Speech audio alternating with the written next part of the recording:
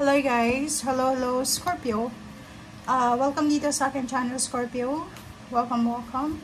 Alamin natin kung anong messages, vibration, gabay energy para sa lahat. Ito general reading. So kung anong messages ang pwedeng lumabas dito ay ito ay pwedeng makatulong sa iyo.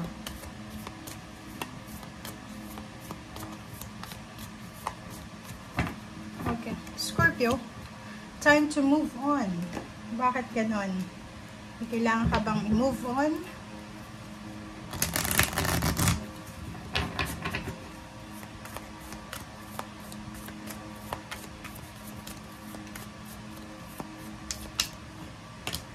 Okay, appreciation. Okay, Scorpio.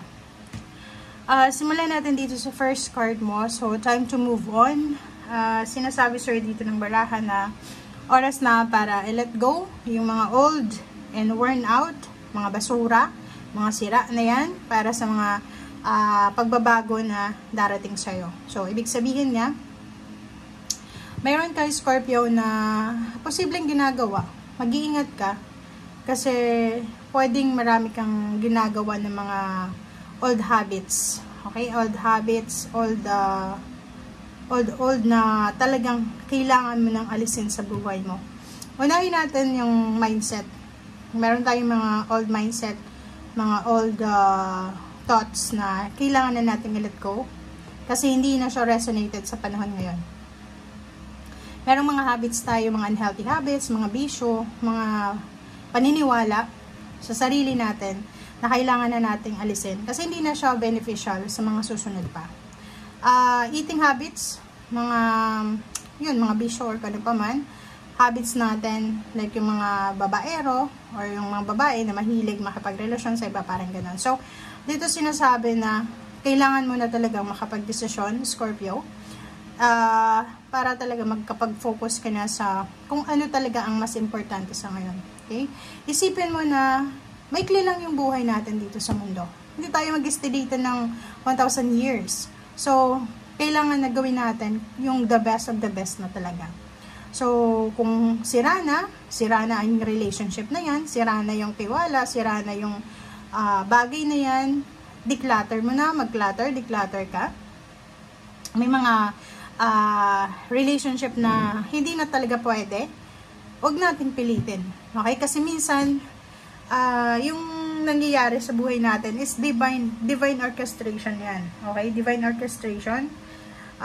Pero, dahil nga sa, di ba, matigas yung ulo natin, sanay na tayo, parang ganon, comfort zone natin yon.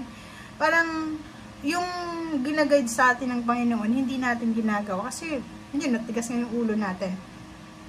But, minsan, yung nangyayari na yan sa atin, sa either heartaches or any losses, minsan yun yung redirection niya para maging maayos yung direction natin sa buhay. Okay? So, dito Scorpio, sinasabi na i-appreciate mo yung mga bagay-bagay na meron ka sa ngayon na alam mong imposible. Diba? Like for example, kung marami tayong mga hinahangad sa buhay tapos wala namang nangyayari, kung ano lang yung meron ka sa ngayon, i-appreciate mo siya while working para sa kung ano yung gusto mo. Okay. Thank you, Scorpio.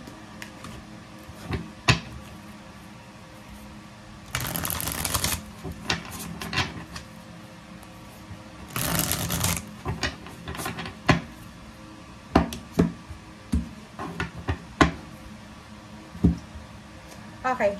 First card natin sa third deck mo is Two of Pentacles. Okay. Yung Two of Pentacles mo dito is all about financial balance. So, yun. So, pwedeng yun yung mga kailangan ng mga worn out na sa buhay natin, mga sira na. So, for example, marami kang yung mahilig dito maglaro ng mga sugal sa online. Sinasabi sir dito, nako, kailangan mong tawag dito, kailangan mong bantayan yung mga ginagawa mo sa ngayon, lalo na sa pera. Make sure na balance yung ginagawa natin. Okay? Yung Two of Pentacles, sinasabi sa'yo dito na as much as possible, i-manage natin yung resources natin ng tama. Okay? As much as possible, gawin natin ng maayos yung pagmamanage ng pera natin. Kasi sa panahon ngayon, sobrang hirap ng buhay, di ba? Mahirap ang buhay sa ngayon. Hindi lahat may trabaho, hindi lahat financially stable, hindi lahat may ipon. So, dito sinasabi na, if paycheck to paycheck lang tayo, make sure na i-balance mo yung finances mo bago mahuli yung lahat. Okay? Di ba? King of Swords. Yung King of Swords dito is nagsasabi sa'yo na focus. Diba? Make sure na alam mo kung saan papunta na direksyon. Okay? Huwag tayong gagalaw ng, parang alam mo yon na bahala na. Yung word na bahala na, hindi siya pwede sa ngayon. Okay? Hindi siya pwede sa ngayon. Yung manyana habit, hindi siya pwede sa ngayon. Make sure na yung King of Swords na to is i-follow natin. Mag-focus tayo sa kung ano yung gusto natin. Like example, ito yung goals ko. 3 days. 3 days ng goals ko to. Okay, ito yung gagawin ko. 4 days ng goals ko to. Make sure na may direction. Make sure na mayroong pupuntahan. Meron tayong goals para sa pag-araw-araw na pamumuhay natin. Okay, so 10 of Pentacles. Sinasabi ng Barasya dito na you will get financial success. You will get financial satisfaction. Lump sum of money. Financial wealth. Financial gain.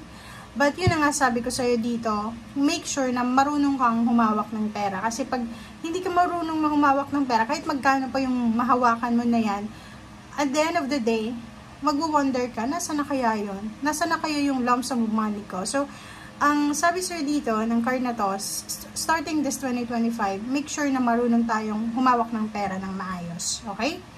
Ang dami-dami dito na blessings eh. 'Di ba? Sinasabi sa'yo dito na Scorpio, maraming good news, maraming new beginnings, maraming biyaya, maraming pagpapala, maraming magsisimula, maraming bagong ideas para pagkakitaan, maraming kaibigan, maraming connection, may bagong baby, bagong relationship, may mga bagong kaibigan, bagong support system. So, 'di ba? So, napaka-swerte mo. So, make sure na gamitin mo kung ano yung meron ka sa ngayon, yung resources na to, para mas lalo pang dumami yung blessings na gusto mo. Okay, travel. So, nakikita natin dito, maraming financial offer international. So, if you're looking for a job internationally, possible siya. Okay, possible siya.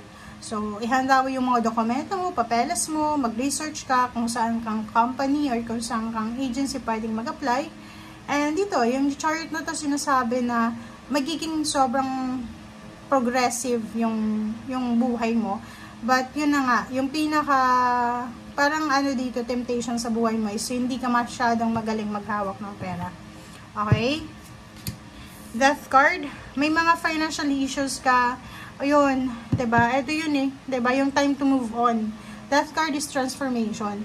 Time to move on, time to let go of the old and worn out. So make sure na alisin na natin, let go na natin yung mga bagay-bagay na hindi naman para sa atin, hindi na maganda, hindi na kailangan, hindi na useful. Okay? So nakikita ko siya dito napakaraming major arcana. So 1, 2, 3, 4, 5. And yung number 2, 17, 8, 19, 10. So, kung makikita mo dito, it's financial completion. So, nakikita ko mayroon kang mga wini-wish financially and emotionally na posibleng makuha mo yan. So halimbawa sa ngayon, hindi mo pa masyadong feel yung blessings na to, yung milagro na to, yung pagpapala na to. Be patient kasi on the way na siya. Okay? Pwedeng new baby to. New baby, kung gusto mong magkaroon ulit ng baby, member ng family. Binyagan, baby shower, parang ganon. So, kung wini-wish mo yung pagkakaroon ng another baby or another member ng family, possible na manifestation ito. Okay? So, Wheel of Fortune, sinasabi sir dito ng Wheel of Fortune na isang financial, emotional, transformation, changes ang posibleng magdadala sa iyo ng sobra-sobrang celebration. So, makakatanggap ka ng napakaraming balita, napakaraming good news, information na pwede mong pagkakitaan, pwede kang matulungan. And sinasabi sir dito, maraming occasion, maraming celebration na mangyayari sa'yo this year 2025. Maraming blessings ka na celebrate, marami kang wishes na matutupad, maraming pagbabago, magta-transform yung buhay mo. And yun, it's a celebratory to na energy para sa'yo. Okay? Thank you guys. Bye!